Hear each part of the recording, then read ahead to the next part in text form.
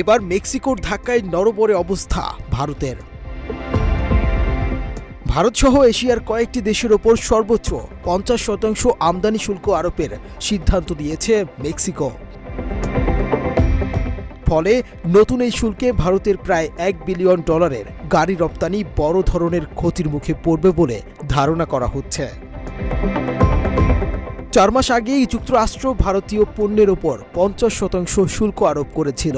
এবার মেক্সিকোর এমন পদক্ষেপ দক্ষিণ এশিয়ার বৃহৎ অর্থনীতির দেশ ভারতকে বেশ নাকানি চুবানি খাওয়াবে বলে আশঙ্কা করা হচ্ছে।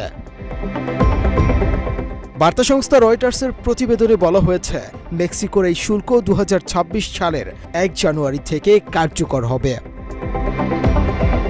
মেক্সিকান দৈনিক এল ইউনিভার্সালের তথ্য অনুযায়ী শুল্ক আরোপ করা হয়েছে অনেকগুলো পণ্যের উপর।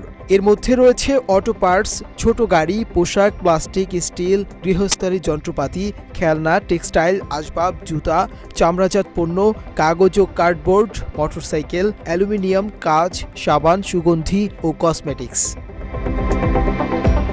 ভারত, চীন, দক্ষিণ কোরিয়া, থাইল্যান্ড ও ইন্দোনেশিয়ার মতো যেসব দেশের সঙ্গে মেক্সিকোর কোনো মুক্ত বাণিজ্য চুক্তি নেই, তারা এই শুল্কে প্রভাবিত হবে। মাত্র 30% টাকায় জমির মালিক হয়ে নতুন বাংলাদেশের গড়ে তোলার স্বপ্ন দেখা বাংলা বসতি। মেক্সিকো সরকারের দাবি, দেশের স্থানীয় শিল্পকে রক্ষা এবং এশিয়া, বিশেষ করে চীন থেকে অতিরিক্ত আমদানির উপর নির্ভরতা কমাতেই এই পদক্ষেপ। নতুন শুল্ক আরোপে সরকারের অতিরিক্ত $3.8 বিলিয়ন রাজস্ব পাওয়া যাবে। মেক্সিকোর সিদ্ধান্তে ভারতের প্রায় $1 বিলিয়ন রপ্তানি ধাক্কা খাবে।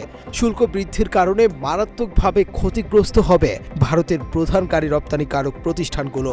এর মধ্যে রয়েছে মারুতি সুজুকি, হুন্দাই, নিসান ও ভক্সওয়াগন।